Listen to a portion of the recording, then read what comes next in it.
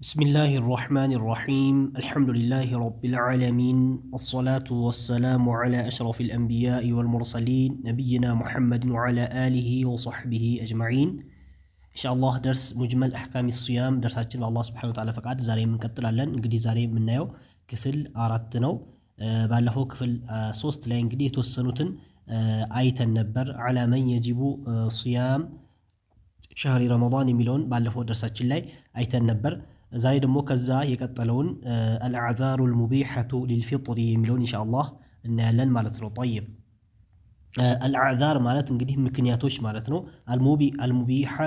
المبيحة የሚፈቅዱ ወይም የሚያበቁ للفطر ማፍጠርን ማለት ነው። ማፍጠርን ወይም ጾም አለመያዝ ጾም አለመጾም ወይም ጾም አለመያዝ ማፍጠር የሚያበቁ የሆኑ ወይም እንዲቻል የሚያደርጉ የሆኑ ምን አዕዛሮች عذروች ወይም ምክንያቶች ሰበቦች ማለት ነው። طيب واما الاعذار ولا اعذارዎች ምክንያቶች المبيحة የሚያበቁ የሆኑ للفطر ማፍጠርን فهي እነሱ የመጀመሪያው السفر ሰፈር ነው ማለት ነው። ሙሳፊር መሆን ሰፈር ብሎ ማለት እንግዲህ ሙሳፊር ሰው ከመንገድ ላይ ከሆነ መንገድ ከወጣ ማለት ነው። ያው ሰፈር ምን ያክል የሚለው ያው ሌሎች ደርሶች ላይ ያየነው ነገር ነው። على كل احوال ሰፈር የወጣ ሰው ምን ማድረግ ይችላል? ማፍጠር ይችላል። የተፈቀደለት ሙባህ ነው ማለት ነው። የተፈቀደለት ነው ማለት ነው። طيب ወደፊት የተወሰነ ተፍሲሎች ወይም ማብራሪያዎች ይመጣሉ ኢንሻአላህ እዛ ላይ እናያቸዋለን። فمن كان የሆነ ሰው አለ አላህ Subhanahu Wa Ta'ala قال تعالى ከፍ ያለው አላህ አለ ሚንኩም ከናንተ የሆነ ሰው መሪዶን ህመም ላይ የሆነ ሰው አለ او على سفر ወይም መንገድ ላይ የሆነ ሰው فعدة فعليه عدة እሱ ላይ መቅጠር አለበት አለ ሚን አያሚን ከቀናቶች اخرى ከሌላ ቀናቶች ቆጥሮ ያጠፋቸው ቀናቶች ቆጥሮ ከዛ ከሌላ ቀናቶች ምን ሊያደርግ ቀዳውን ሊያወጣ ማለት ነው። ያካክስ ማለት ነው። ስለዚህ وهذا عليه نص ነው ማስረጃ ነው። صريح ግልጽ የሆነ ማስረጃ ነው في إباحة الفطر ማፍጠር እንደሚቻል ማለት ነው። አለመጾም ሙሳፊር የሆነ ሰው ጾም አለመያዝ አለመጾም ይችላል ማለት ነው። ሙሳፊር የሆነ ሰው ይሄ ግልጽ የሆነ ምንድነው ማስረጃ ነው ማለት ነው። طيب وان عليه እሱ ላይ ደግሞ አለበት القضاء قضاء አለበት بقدر الايام በቀናቶቹ ልክ التي እነዚያ አፍጠራها ባፈጠራቸው ወይም ጾም ባልያዘባቸው ቀናቶች ልክ ምን አለበት قضاء አለበት قضاء ማውጣት አለበት ማለት ነው። طيب ስለዚህ መጀመሪያው ለማፍጠር ምክንያት የሚሆነው ማን ነው? ሰፈር ወይም ሙሳፊር መሆን ማለት ነው። ሁለተኛው العجز عجز ምንለው አለ عجز ብሎ ማለት ማቃት ማለት ነው።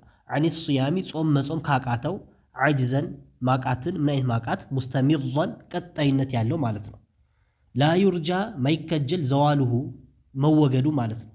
ማለት እንግዲህ عجز ማለት ማቃት ነው። መጾም አቅቶታል። ያ መጾም አቃተው ምን ደግሞ እስከዚህ ቀን ድረስ አቃተው የሚባል አይደለም። ሁሌ በቃ መቼም ይችላል ተብሎ ማይታሰብ በበሽታ በተለያየ ነገር ሊሆን ይችላል። እንደማንም አቅቶታል ማለት ነው። ስለዚህ እዚህም ላይ ምን አለ? አንድ ሰው ምን ማድረግ ይችላል? ማፍጠር ይችላል ማለት ነው። ማፍጠር ይችላል። ባይሆን ግን እንግዲህ መጾም ማይችል ከሆነ ካፈጠረ لكل يوم مسكين ወደፊት ይመጣልናል ምን ከፋራ መስጠት እንዳለበት ማለት ነው። لقوله تعالى ይሄም የተባለው ለምንድን ነው ከተባለ فاتقوا الله ما استطعتم ነው። እንግዲህ فاتقوا الله አላህን ፍሩ ነው። በምን መስተጣዕቱም በቻላችሁት ያክል ነው ያለው አላህ Subhanahu Wa Ta'ala። እኛ ባልቻልነው ከአቅማችን በላይ እንግዲህ አንድ ነገር አላህ Subhanahu Wa Ta'ala እኛን ባዘዘን ነገር ላይ በምንሰራቸው በአቅማችን ልክ ነው ማለት ነው። ለምሳሌ በተከለከልነው ነገር አላህም በቻላችሁ ያክል ተከልከሉ አይደለም። መከልከል ምክንያቱም ምንም ጉልበት አይፈልግም።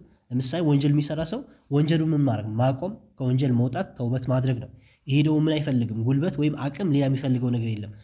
ልቡን ማሸነፍና ሸይጣንና እንደዚሁም ነፍሱን መጥፎ ነገር የሚወሰውሰው ነፍሱን ማሸነፍ ነው። ግን በመልካም ስራዎች ላይ ግን ምን ይፈልጋል? ጉልበት ይፈልጋል፣ አቅም ይፈልጋል። ስለዚህ በዚህ አንድ ሰው አቅም ከሌለው አላህም ነው ፈተቁላህ አላህን ፍሩ መስተጣዕቱም በቻላችሁት ያክል አላህን ፍሩ ነው ያለው እንጂ ካቅማችሁ በላይ የሆነ ነገር ፈጽሙ ብሎ አላህ አላለምና። ስለዚህ አንድ ሰው መጾም ካቃተው የመጾም አቅም ከሌለው በተለያየ ሁኔታ ሊሆን ይችላል ምን ያደርጋል? ማፍጠር ይችላል። ባይሆን ወደፊት ይመጣልና طيب ولقوله تعالى ሌላኛው ደግሞ ولقوله تعالى አላህ Subhanahu Wa Ta'ala ንግግር ስላለ ምን لا يكلف الله አላህ ግድ አይልም ነፍሰን አንድ ነፍስን ግድ አይላትም ኢላ ቢሆን እንጂ وسعها طاقتها ማለት ነው። የሷ ችሎታዋን ያክል ቢሆን እንጂ ማለት ነው። የችሎታን ያክል ቢሆን እንጂ አላህ Subhanahu Wa Ta'ala አንዲትም ነፍስ ያላ ችሎታዋ ምን አይላትም ግዴታ አያስቀምጣትም ወይም ግዴታ ይሄን ፈጽሚ ተብላ አትባልም ማለት ነው። طيب ወላኪነሁ አለ ነገር ግን መታ አፍጠረ ባፈጠረና ጾም በፈታ ጊዜ ወጀበ ግዴታ ይሆንበታል ዓለይህ በዚህ ባቃተው ሰው ላይ አን ዩጥዒመ ማብላት አለበት ዐን ኩሊ የውሚን ለእያንዳንዱ ቀን ምን ሚስኪን ማብላት አለበት ማለት አንድ ሚስኪን ማብላት ይኖርበት ለእያንዳንዱ ቀን ሚስኪን ማብላት ይኖርበታል። እንግዲህ መጾም ያልቻለ የሆነ ሰው ማለት ነው። ጠይብ ስለዚህ ማፍጠር ይችላል፣ ከዛ ሚስኪን ያበላል። ሌላኛው አልመረዱ መረዱ ነው፣ በሽታ ነው። በበሽታ ምክንያት አንድ ሰው ምን ይፈቀድለታል? አለመጾም ይፈቀድለታል ወይም ማፍጠር ይችላል። አለዚ ያ በሽታ ዩርጃ ሚከጀል የሆነ ቡርኡሁ መዳኑ ማለት ነው። መሻሩ ሰውየው እንግዲህ አሁን ላይ ህመም ላይ ነው፣ ታሟል፣ መጾም አይችልም። ግን ወደፊት አላህ ካለ ይሻለዋል ማለት በሽታው መልቀቅ የሚችልና እንደ በተለምዶና እንደ ጦቢቡ ይታወቃል መልቀቅ የሚችል ነው። ስለዚህ በሰዓቱ ምን ማድረግ ይችላል? በሽተኛ ሆነ የግድ ጾም ተብሎ አይባልም ማለት ነው። ምን ማድረግ ይችላል? ማፍጠር ይችላል ማለት ነው። ጠይብ ፈልመሪዱ አለ በሽተኛ የታመመ ይሆን መረዶን በሽታን ዩርጃ የሚከጀል የሆነ ብርኡሁ መዳኑ ማለት ነው፣ የሚከጀል የሆነ ማለት ነው። ረኸሰ ለሁ ለሱ አብቅቶለታል አሻሪዑ ሻሪዕ ማለት ደንጋጊው ማለት ነው። ይሄ ሸሪዓን ያስቀመጠው ማለት አላህ ሱብሓነሁ ወተዓላ ማለት ነው፣ ፈቅዶለታል። በምን ላይ ፊል ፊጥሪ በማፍጠር ላይ ማለት ነው። አለመጾም ይችላል ማለት ነው። ባይሆን ግን ምን ግዴታ ያደረገበት? ወአውጀበ ግዴታ ያደረገበት ዓለይህ በሱ ላይ አልቀዷአ ቀዷ ግዴታ ያደረገበት ማለት ነው። ቀዷ ግዴታ ነው። እንግዲህ ምናልባት ከተሻለው በኋላ ማለት ነው። እንግዲህ ሙሉ በሙሉ የማይሻለው ከሆነ እንደ ቅድም በምስጥ አጅዝ በሚለው ውስጥ ይገባል፣ አይችልም። ሙሉ በሙሉ የማይሻለው ከሆነ በበሽታ ምክንያት ወይም ትልቅ ሰው ሆኖ እድሜው ከፍ ብሎ ትልቅ ሰው ሆኖ አሁንም አቅም የለውም መጾም፣ ስለዚህ ሁሌ ይበላል፣ ለእያንዳንዱ ቀን ሚስኪን ያበላል ማለት ነው። ጠይብ በሽታውም እንደዛ ማይድን በሽታ ከሆነ ግን ሚድን በሽታ ግን ከሆነ ቀናቶቹን አሳልፎ ከዛ በኋላ ከዳነ በኋላ መልሶ ምን ያደርጋል? ቀዷኡን ያወጣል ማለት ነው። ጠይብ ከዛም አለ وهذا القسم ይህ ክፍል አለ እንግዲህ ይሄ አጅዝ ምንለው ወይም መረድ ያልነው በሽታ ያልነው وهذا القسم ይህ ክፍል ለሁ ለሱ አለው ثلاث حالات ሶስት ሁኔታዎች አሉት አለ ሶስት ሁኔታዎች አሉት። ጠይብ የመጀመሪያ الحالة الأولى የመጀመሪያ ሁኔታ አላ يشق عليه الصوم አላ يشق ሊከብዶ አይገባም ማለት ነው። አላ يشق ሊከብዶ አይገባም عليه በሱ ላይ الصوم አላ يشق عليه الصوم ላይ ጾም ሊከብዶ አይገባም ማለት ካልከበደው አንድ ወላ يضره ሁለተኛ ደግሞ ካልጎዳው ማለት ነው። ለምሳሌ እንግዲህ እነዚህ እስካሁን ባሳለፍናቸው ላይ ምን አለ? ሰፈር አለ ወይም መረድ አለ። አንድ ሰው መንገደኛ ሆኗል። መንገደኛ በሆነበት ሰዓት መጾም ሙሉ በሙሉ ሐራም አልተደረገበትም፣ ማፍጠር ይችላል ተብሏል። ማፍጠር ይችላል ስንል መጾም ይችላል ማፍጠርም ይችላል ስንል መጾም ይችላል ሲባል አላ يشق عليه እሱ ላይ ሊከብዶ አይገባም ማለት ነው። ለምሳሌ ሙሳፊር ሆኖ ከወጣ በኋላ ሊከብዶ አይገባም። ወላ يضره ሁለተኛ ደግሞ መክበድም ብቻ ሳይሆን ሊጎዳውም አይገባም፣ እንዳይከብደውም እንዳይጎዳውም ከዛ በኋላ መጾም ይችላል ማይከብደውና ማይጎዳው ከሆነ ፈየጅቡ ግዴታ ነው عليه በሱ ላይ ጾም ግዴታ ነው ያለው። ያው ለሙሳፊር በኩል አይደለም፣ ይሄ ያው ለማን ነው? ለመረዱ ነው፣ ለታመመ ሰው በኩል ያው ይሄ ህመም አለበት። ህመሙ ግን ቢጾም አይጎዳውም፣ እንደዚሁም አይከብደውም። ጾም ምንም የሚከብደው ነገር የለም፣ በጾም ግዴታ ይሆንበታል። ይሄ በታመመ ሰው ነው። طيب وهو السم على المريض የታመመው ነው الذي يرجى ሚከጀል ሽፋኡሁ ይሻለዋል ተብሎ ወይም ይድናል ተብሎ የሚታሰብ የሆነ በሽታ የያዘውና የታመመ ማለት ነው። ሌላኛው الحالة الثانية ሁለተኛ ሁኔታ አለና أن يشق عليه الصوم ጾም ሊጎዳው ነው ሊከብደው ነው። ሸቀ ብሎ ማለት መክበድ ማለት ነው። ولا يضره መጉዳት አይጎዳው ማለት የሆነ ችግር አይደርስበትም ቢጾም። ግን በሽታ አሞታል፣ ስላመመው ህመም ስላለበት ምን ሆኗል? ጾም በሚጾምበት ሰዓት ምን ይሆናል? ይከብደዋል ማለት ነው። ግን የሆነ ጉዳት ግን አያደርስበትም። ፈይፍጢሩ ያኔ የተሻለ የሚሆነው ምንድነው? ማፍጠሩ ይሻላል ማለት ነው። ማፍጠሩ የተሻለ ይሆናል። ምክንያቱም ስለሚከብደው እየከበደው መጾም የለበትም ህመም ስላለበት ማለት ነው። ወላ የንበጊ አይገባም ለሁ ለሱ አሰውሙ ጾም ለሱ ተገቢ አይደለም ማለት እዚህ እንደዚህ በሆነበት ሰዓት ማለት ሰውየው ታሟል፣ አሞታል፣ ወይም ይሄ ሙሳፊርም ላይ ልናደርገው እንችላለን። ሙሳፊር የሆነ ሰው ላይ ምን ወጥቷል? ሰፈር ወጥቶ መንገድ እየሄደ ባለበት ጾም ቢጾም ጾም ምን ያደርገዋል? መጉዳት አይጎዳውም፣ ግን ምን ያደርገዋል? ይከብደዋል። ሙሳፊር ነው ይከብደዋል። ጠይብ ስለዚህ እንደማንም እሱ ለሱ የተሻለ የሚሆነው ማፍጠሩ ነው የሚሻለው ማለት ነው። ለዚህኛው ደግሞ ለታመመ ሰው ደግሞ ወላ ينبغي አይገባም። በተለይ ለታመመው ለሁ ለዚህ ለማን ለታመመው ሰው الصوم ጾም لأنه ምክንያቱም خروج መውጣት ነው الرخصة الله ከአላህ Subhanahu Wa Ta'ala ሩክሳ ከአላህ ፍቃድ ማለት አላህ ፈቅዷል። እንግዲህ አላህ Subhanahu Wa Ta'ala እንደዚህ በሆናችሁበት ሰዓት አለመጾም ትችላላችሁ በታመማችሁበት ሰዓት ብሎ አላህ ከፈቀደ በኋላ አላህ ፈቀዳ ነፍሱ ለምን ያስቸግረዋል? ህመም አለበት እንግዲህ ዝም ብሎ ወይም ህመም ሳይኖርበት ወይም ኖርማል ትክክለኛ ጤነኛ ሰው ሆኖ ስለከበደው አይደለም። ለምሳሌ አንድ ሰው ጤነኛ ሆኖ ጾም ቢከብደው ራሱ መጾም አለበት። ከበደው ተብሎ ጾም ማፍረስ አይችልም። ግን ይሄ ሰው ግን ህመም አለበት። ህመም ስላለበት በህመሙ ምክንያት ሲጾም ያ መጾሙ የሆነ ደረጃ ደርሶ ወይም ህመሙ የሆነ ደረጃ ደርሶ ባያባብስበትና ባይጎዳውም ግን በጣም ይከብደዋል። ስለዚህ ለሱ የተሻለ የሚሆነው ምንድነው? ማፍጠር ከዛ ቀናቶቹን ቆጥሮ ሲሻለው እንደገና ምን ማድረግ መጾም ማለት ነው። طيب ስለዚህ لانه ምክንያቱም خروج መውጣት ነው الرخصة الله ከአላህ Subhanahu Wa Ta'ala ፍቃድ ማለት ነው። وتعذيب መቅጣት ስለሆነ لنفسي ነፍስንም መቅጣት ስለሆነ መጾሙ ማፍጠሩ የተሻለ ይሆናል። መጾሙ ተገቢነት የለውም ማለት ነው። ሌላኛው الحالة الثالثة ሶስተኛ ሁኔታ አለ። ሶስተኛ ሁኔታ أن يضره ሊጎዳው ነው الصوم ጾሙ ሊጎዳው ነው فيجب عليه الفطر በሱ ላይ ምን ይሆን ግዴታ ይሆንበታል ማለት ይሄ ሙሳፊርም ላይ ይመለከታል። ይሄ ሙሳፊርም ቢሆን በመጾሙ የሚጎዳና ምክንያቱም ነብዩ ሰለላሁ ዐለይሂ ወሰለም ليس من البر الصيام في السفر ብሏል። ليس من البر الصيام في السفر ብሎ የጠቀሱት ሐዲስ ስላላቸው ስለዚህ አንድ ሙሳፊር ሆነ ሰው ወይም የታመመ የሆነ ሰው ቢጾም በእርግጠኝነት ህመሙ ጨምሮ የሆነ ችግር ይደርስበታል ይታወቃል።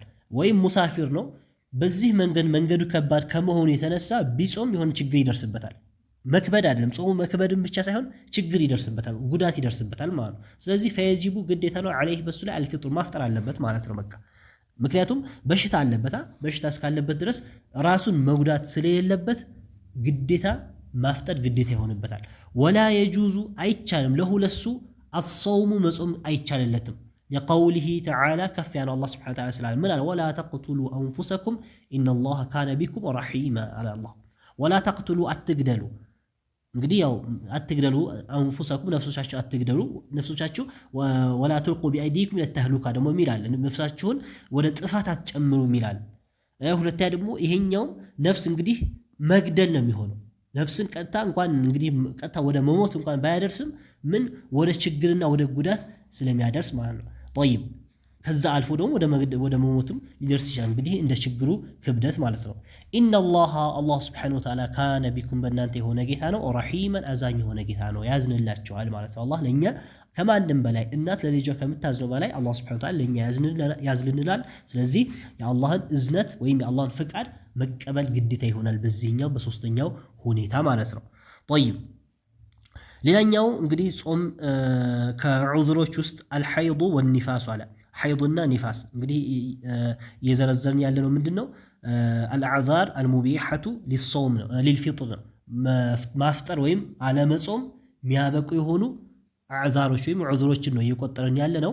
ስለዚህ አራተኛው አልሐይዱ ሐይድ መሆን ወይም ያው ፔሪድ ወይም የወር አበባ የምንለው ማለት ነው። ወኒፋሱ እንደዚሁም ኒፋስ ደግሞ ብሎ ማለት ምንድነው? የወሊድ ደም ማለት ነው። ስለዚህ የወሊድ ደም ያለባት ሴትና እንደዚሁም ሐይድ ላይ የሆነች ሴት ምን የላትም መጾም አይቻልም ማለት ነው። طيب فيحرم حرام ይሆናል على الحائض ሐይዶኛ በሆነች ሴት በሐይድ ላይ ባለች ሴት ወንኑፈሳኢ እንደዚሁም የወሊድ ደም ላይ ባለች ሴት ምን ይሆንባቸዋል?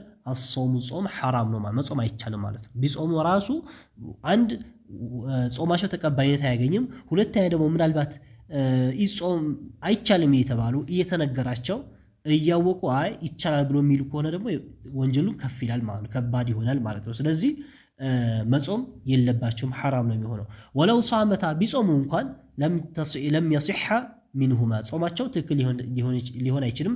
ያው صحة القبول አያገኝም ማለት ነው።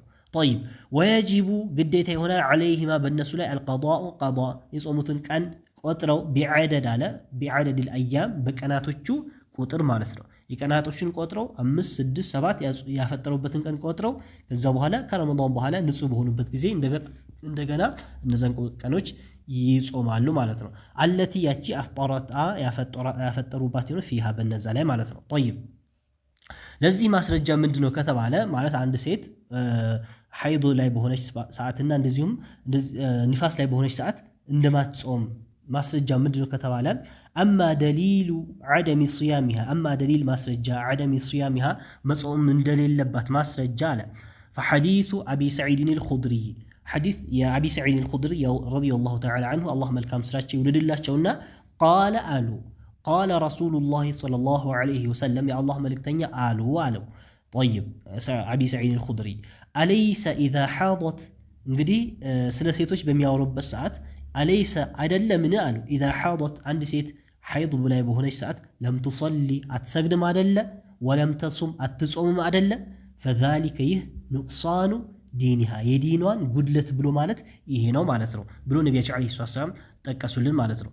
እንግዲህ እዚህ ላይ መሐለ ሻሂዳችን የፈለግንበት ምንድነው አለይሰ ኢዛ ሐደት ለም ትሰሊ ወለም ተሱም ነው።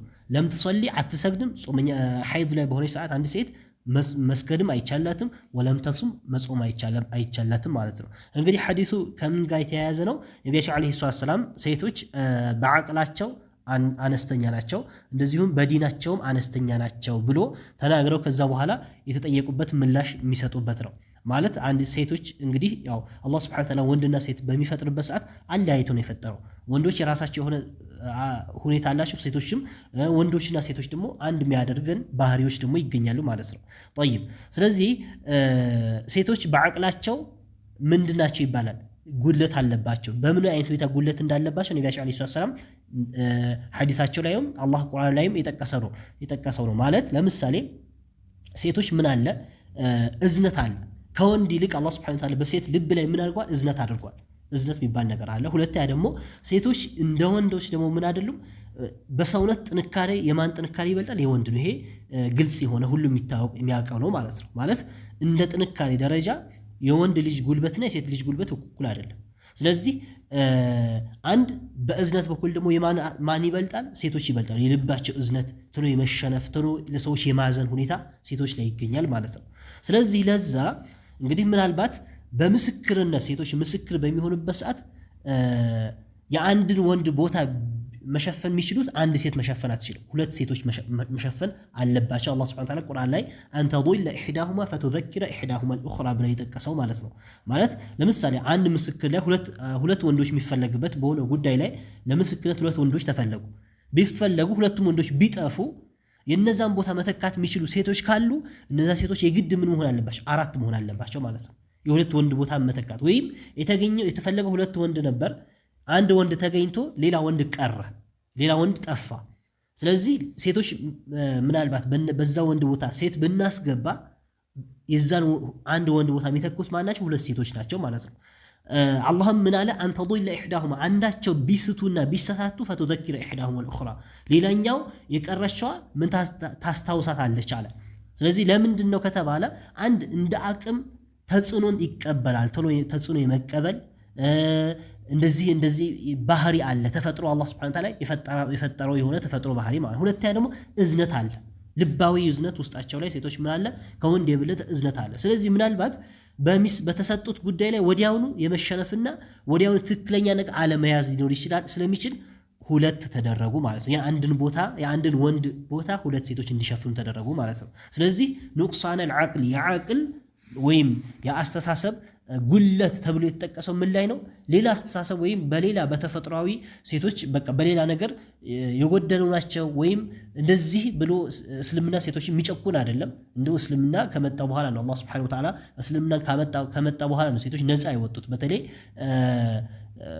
መካው ቁረይሽ ላይ ያሉ በዛ ሰዓት የነበሩ ሴቶች ማለት ምክንያቱም እነሱ ሴት ብሎ ማለት እንደ ሐፍረት አይተው በህይወት ያሉ የሚቀብሩበት ሰዓትና በጣም ውርደት ላይ የወደቁበት ዘመን ነበር በዛ ሰዓት እና እስልምና መጥቶ ነው እንግዲህ ሴቶችን መቀበር እንደሌለባቸው በህይወታቸው እነሱ እንግዲህ አላህ Subhanahu Wa Ta'ala ራሱ ሴት በሚወለድለት ሰዓት አንድ ሰው ፊቱን እንዴት እንደሚያደርግ ወላ ወጅሁ መስወደን ብሎ አላህ Subhanahu Wa Ta'ala በተለያየ ሁኔታ ቁርአን ላይ የተጠቀሰበት ሁኔታ አለ ማለት ነው ስለዚህ على كل احوال ምንድነው የሴቶች የዓቅላቸው ማነስ ብሎ ማለት ምንድነው? ሁለት ምስክር የአንድ ወንድ ቦታ በምስክርነት ሰዓት ስንት ሴቶች ይሸፍናሉ? ሁለት ሴቶች መሸፈናቸው ነው ማለት ነው። ሌላ ደግሞ የዲን መቀነስ አለ ጉድለት አለባቸው ብሎ ነብያችን አለይሂ ሰላም የዲን ጉድለታቸው ምንድነው? ሐይድ በሆኑበት ሰዓት ኒፋስ በሆኑበት ሰዓት ምን አይሆኑም? አይሰግዱም።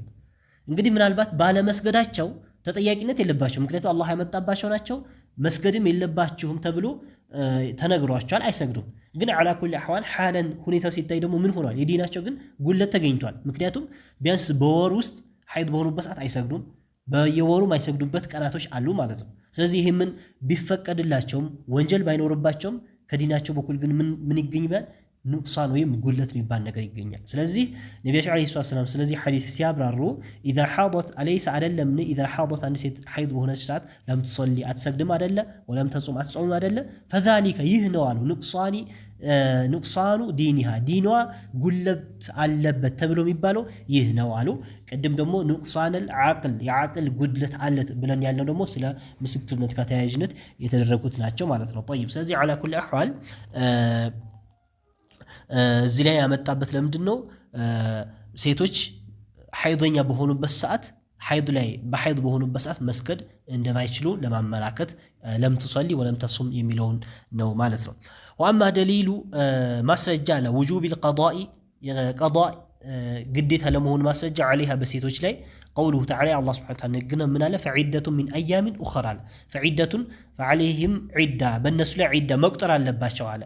ቆጥረው ቀኑን ቆጥረው ከዛ በኋላ ሚን አያሚን ኡኸር ከሌላ ቀን ደግሞ ምን ሊደረግ ቀዷ መወጣት ማለት ነው። ስለዚህ ማስረጃው ቁርአናዊ የሆነ ማስረጃ ነው ማለት ወከዛ ልክ እንደዚሁ ሐዲሱ አኢሻተ የአኢሻ ሐዲስ አለ የአኢሻ ሐዲስ ወፊህ እሱ ላይ ኩና ነበርን አለች አኢሻ ነሒዱ ሐይድ እናይ ነበር على عهد رسول الله صلى الله عليه وسلم በነቢያችን አለይሂ ሰላም በሳቸው ዘመን ማለት ነው። ፈኑእመሩ እንታዘዛለን ቢቀዳኢ ሶውሚ ጾም ቀዷ በማውጣት እንታዘዛለን። ወላ ኑእመሩ ነገር ግን አንታዘዝም ቢቀዳኢ ሶላት ግን ቀዷ ማውጣት አንታዘዝም ብላ አለች ማለት ነው። ስለዚህ ጾም ቀዷ ማውጣት እንታዘዝ ነበር የሚለው ራሱ ምንድነው?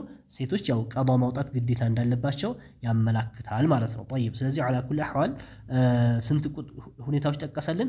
አራት ሁኔታዎች ጠቀሰልና የመጨረሻው ለማፍጠር የሚፈቀድበት ወይም አልሐምሉ ምን ማርገዝ ወይም ነፍሰ ጡር መሆን ወረዳዑ ለዚህም ረዳዕ ወይም ማጥባት ማለት ነው። አንድ ሴት እርጉዝ በሆነችበት ሰዓት በተለይ እሷን ይጎዳኛል ብላ ካሰበች ወይም ልጇን ይጎዳል ብላ ካሰበች ምን ማድረግ ትችላለች?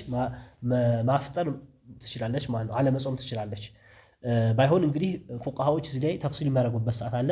ፍራቻዋ ለራሷና ለህፃን በሆነበት ሰዓት ማለት ነው።